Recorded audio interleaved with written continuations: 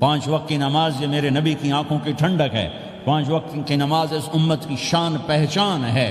اور اللہ تعالیٰ نے پہلی امتوں پر اتنی بڑی مشقت ڈالی کہ ان کی نماز مسجد کے علاوہ کہیں نہیں ہوتی تھی، مسجد میں ہی ہوتی تھی۔ ہمارے لیے کتنی آسانی کر دی، جاب میں ہے مصلی بچھا نماز پڑھ، چلو مصلی بھی کوئی نہیں، زمین دیکھ اس پر کوئی گندگی تو کوئی نہیں ہے، بس زمین بھی تیرے لیے پاک ہے، چل نماز پڑھ۔ اور آسانی کر دی، پانی کوئی نہیں ہے، کوئی بات نہیں، مٹی میں ہاتھ مار، منہ پہ مل، پھر ایک ہاتھ مار، یوں کر، چل نماز پڑھ، میں تیری قبول کروں گا۔ یہ کسی امت کے ساتھ یہ نہیں ہوا، انہیں وضو ہی کرنا تھا چاہے پانی 50 میل پر موجود ہو۔ اور ہمارے لیے پانی کوئی نہیں ہے، چلو تیمم، مٹی میں ہاتھ ہمارا یوں کیا، پھر ہاتھ ہمارا ایک یوں کیا، ایک یوں کیا، چل بھائی اللہ اکبر قبول۔ عمار بن یاسر رضی اللہ تعالیٰ عنہ سفر میں تھے، ان کو نہانے کی ضرورت ہو گئی، نائٹ فال ہو گیا، تو انہوں نے سوچا کہ ویسے تو آدمی کو وضو کی ضرورت ہوتی ہے تو خالی منہ پہ ہاتھ مارا اور یوں کونیوں تک، لیکن مجھے تو غسل کی ضرورت ہے، تو خالی اس سے تو کافی نہیں ہوگا۔ تو انہوں نے کپڑے اتارے، اکیلے تھے، ریت کے اوپر کبھی یوں لیٹے، کبھی یوں لیٹے، کبھی یوں لیٹے، 3-4 دفعہ یوں اور یوں رول ہوتے ہوتے پھر انہوں نے نماز پڑھی۔ آئے اللہ کے نبی کی بارگاہ میں، یا رسول اللہ مجھے رات کو نہانے کی ضرورت پڑ گئی، تو میں نے کہا وضو کے لیے تو خالی یہ 2 دفعہ کرنا کافی ہے، تو یہ تو نہانا تھا، تو میں تو ریت میں خوب رول ہوتا رہا۔ میرے نبی نے انما یکفیک ضربتان، ارے سیدھے بندے عمار، اس کے لیے بھی اتنا ہی کافی تھا کہ تو یوں کرتا اور یوں کرتا اور تو پاک ہو جاتا۔ اللہ نے اس نبی کے طفیل، اس محبوب مصطفیٰ صلی اللہ علیہ وسلم کے طفیل، اللہ نے کیا کیا سہولتیں اور آسانیاں ہمیں عطا فرمائیں۔ پھر نماز 4 کی 2 رکعت کر دی کہ بھئی تم مسافر ہو 2 پڑھو، روزے میں سفر میں روزہ معاف کر دیا، بعد میں رکھ لینا، بعد میں رکھ لینا، قضا کرنے کو حکم، بالکل چھوڑنے کا نہیں۔ اور کہا کہ بھائی مریض ہو چھوڑ دو، مسافر ہو چھوڑ دو، اور نماز 2 رکعت کر دو، سنتیں چھوڑ دو۔ ابن عمر رضی اللہ تعالیٰ عنہ بیٹھے تھے تو انہوں نے 2 رکعت پڑھ کے بیٹھ گئے، تو ان کے خادم نے کہا سنتیں نفل نہیں پڑھو گے؟ کہا اگر پڑھنا تو 4 فرض پڑھتا میں، میرے اللہ نے معافی دے دی تو میں کیوں پڑھوں؟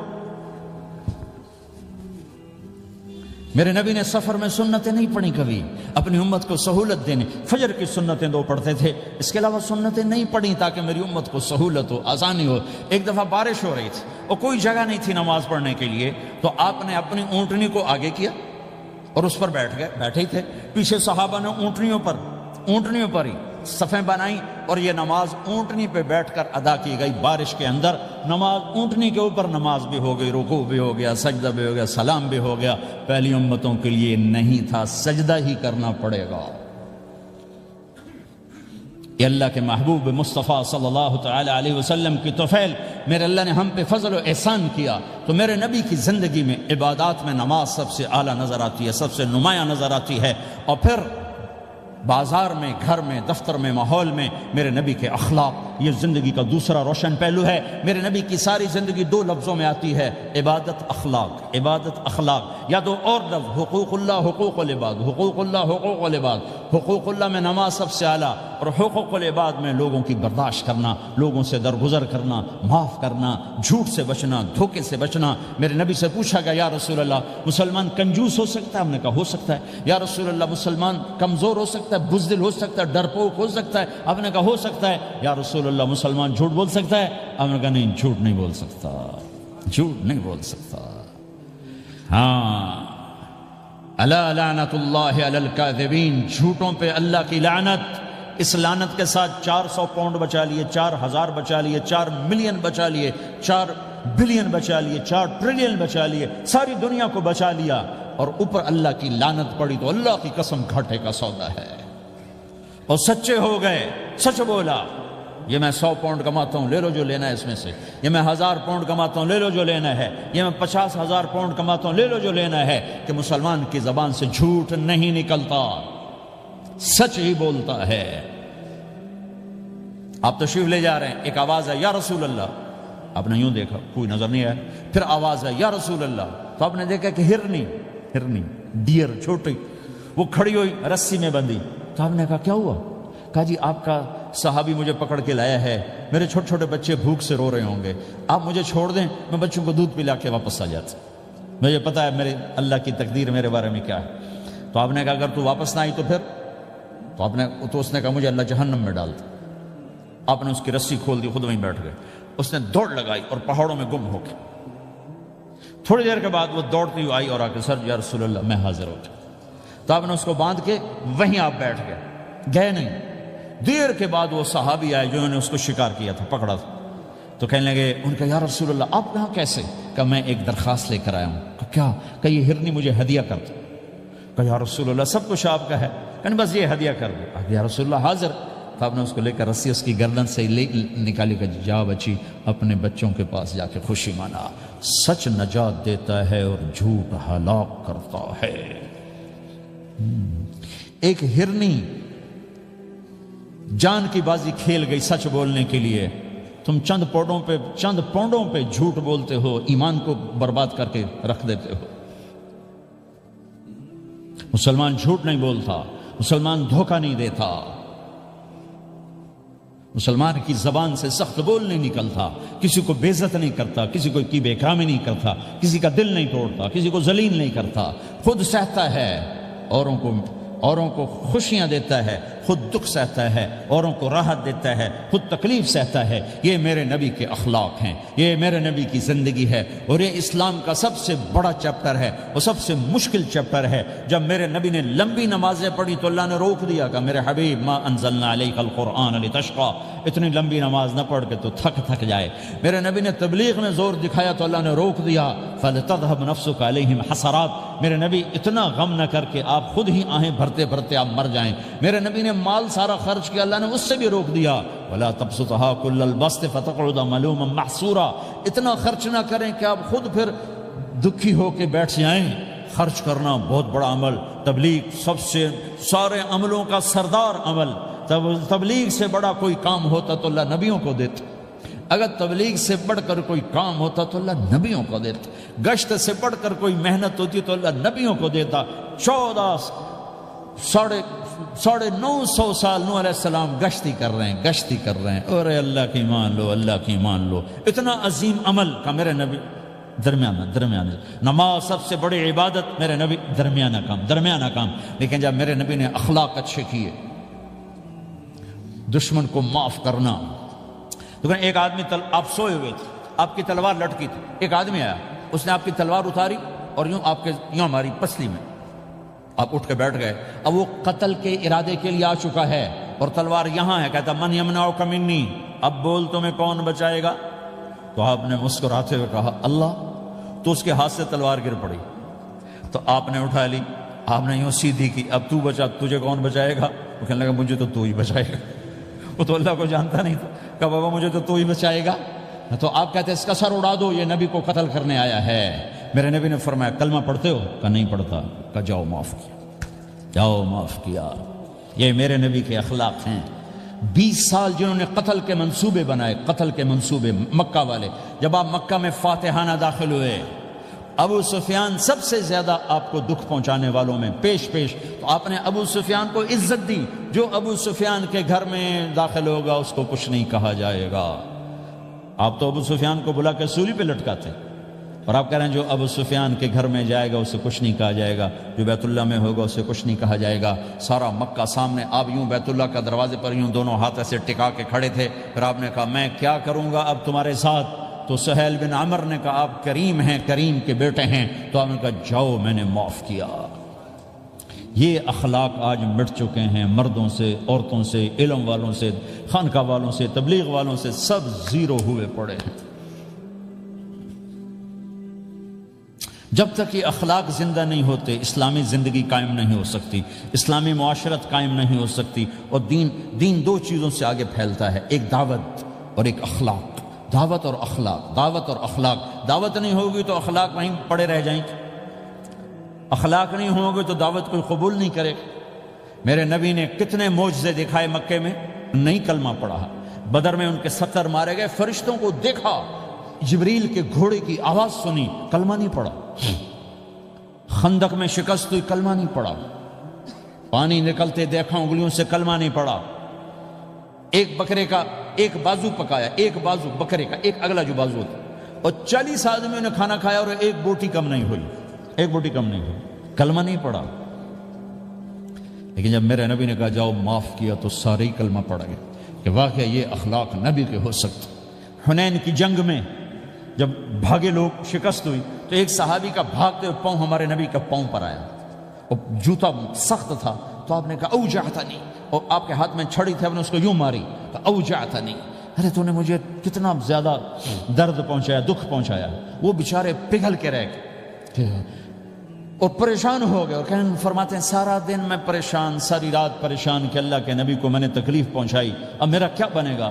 اگلا دن ہوا تو اعلان ہو رہا تھا بھائی جس کا پاؤں نبی کے پاؤں پہ آیا تھا اس کو اللہ کے نبی بلا رہے ہیں۔ تو صحابی کہنے لگے میں نے سمجھا بس اب میری تو دنیا بھی گئی اور آخرت بھی گئی، اب میرے اوپر کیس بنے گا اور مجھے ڈانٹ ڈپٹ بھی ہوگی، میرا کتنا بڑا گھاٹا نقصان ہوگا۔ یہ حاضر ہوئے ڈرتے ڈرتے، تو آپ نے فرمایا میرے بھائی کل میں نے تمہیں چھڑی ماری تھی، وہ مجھے معاف کر دینا، اور یہ 80 اونٹ تمہیں ہدیہ دیتا ہوں، 80 کیملز یعنی 80 پراڈو، 80 رینج روور کا یہ میری طرف سے تمہیں ہدیہ ہے۔ وہ حیران پریشان، یہ میرے نبی کے اخلاق ہیں، یہ میرے نبی کے اخلاق ہیں۔ کانٹے بچھانے والی نے 4 دن آنا چھوڑ دیا، بیمار ہو گئی تھی، تو آپ نے اب کیا بات ہے، وہ ہمارے راستے میں اب کانٹے کوئی نہیں ہیں، کہا جی وہ بیمار پڑی ہے جو کانٹے بچھاتے تھے، تو آپ اس کے گھر چلے گئے، ماں جی خیریت تو ہے، اب ٹھیک تو ہیں، کہا بیٹا مجھے کلمہ پڑھا دے، بس تیرے اخلاق نے مجھے فتح کر لیا ہے۔ میرے بھائیوں یہ چیپٹر بھول چکے ہیں۔ جب تک یہ چیپٹر زندہ نہیں ہوگا زندگی اسلامی نہیں بنے گی، معاشرہ اسلامی نہیں بنے گا، اور آگے قوموں کے لیے اسلام کا دروازہ نہیں کھلے گا۔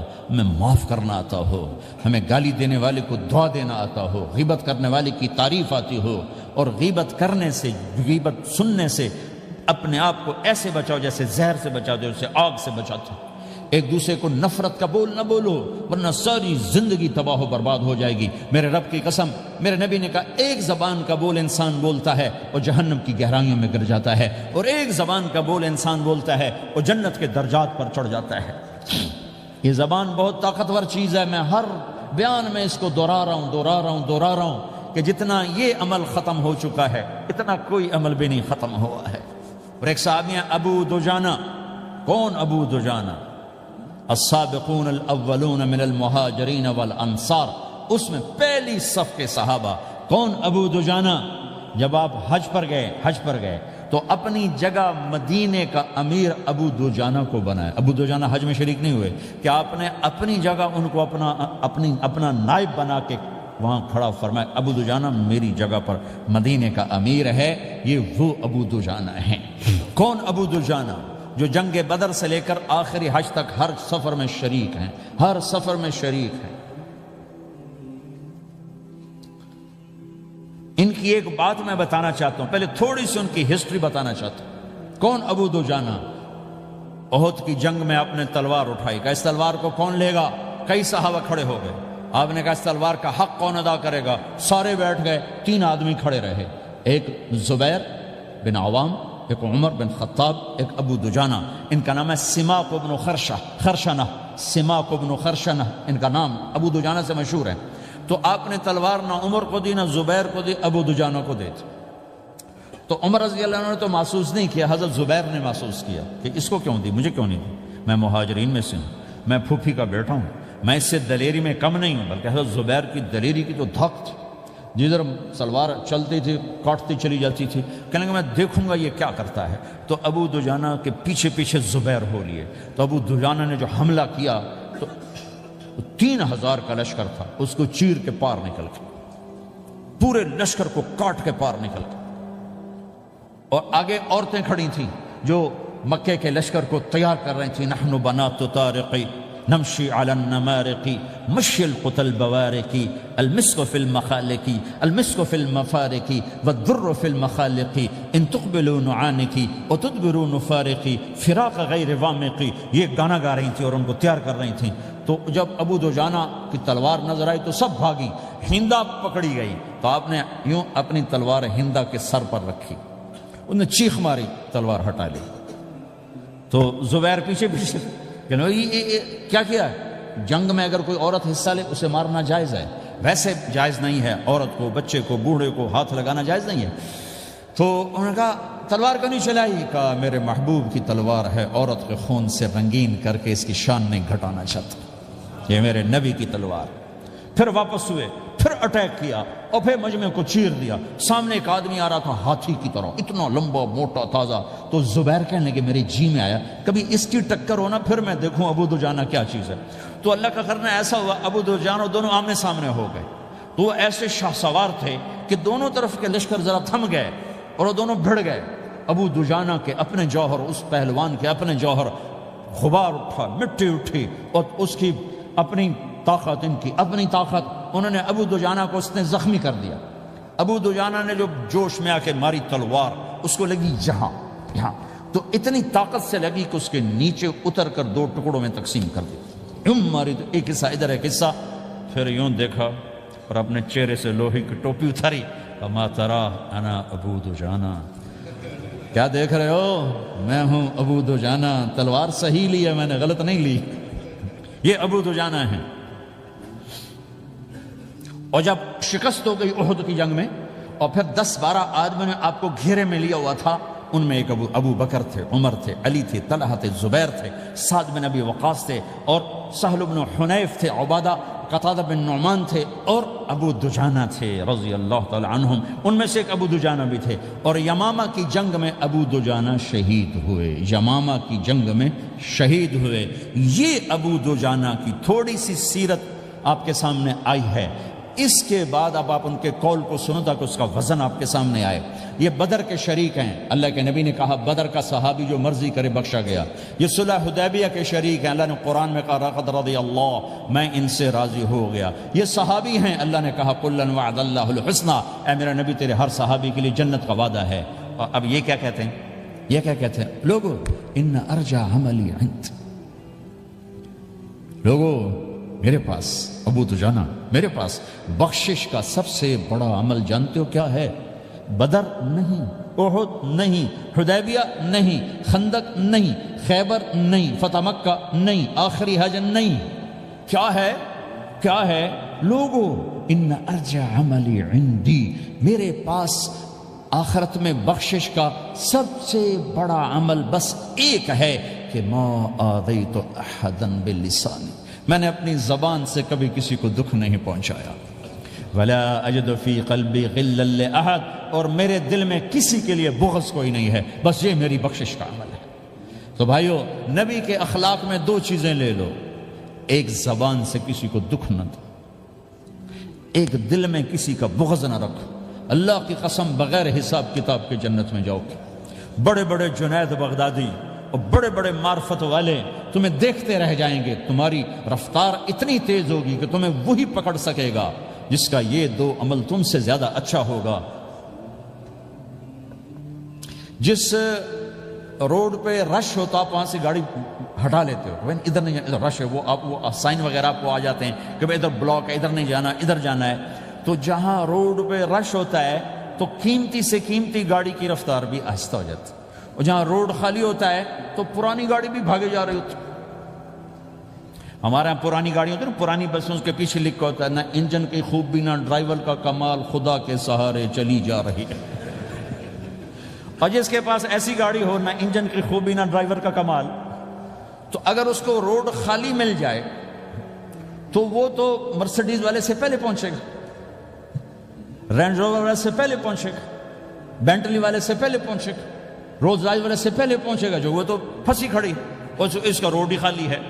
تو میرے بھائیو، یہ میں ایک مثال دیتا ہوں، عبادات کی روڈ پہ بہت رش ہے، نمازی بے شمار ہیں، روزے دار بے شمار ہیں، عمرے والے بے شمار ہیں، حج والے بے شمار ہیں، اور تہجد گزار بے شمار ہیں، علماء بے شمار ہیں، حافظ بے شمار ہیں، ذکر والے بے شمار ہیں، بہت رش ہے، تبلیغ والے بے شمار ہیں، لیکن جو اخلاق والا روڈ ہے نا، یہ خالی پڑا ہے۔ اس پہ موٹر زوکی پہ چڑھ کے آ جاؤ تو سب سے آگے نکل جاؤ، سائیکل پہ چڑھ کے آ جاؤ تو سب سے آگے نکل جاؤ، کہ روڈ ہی خالی ہے، اخلاق کا روڈ خالی ہے۔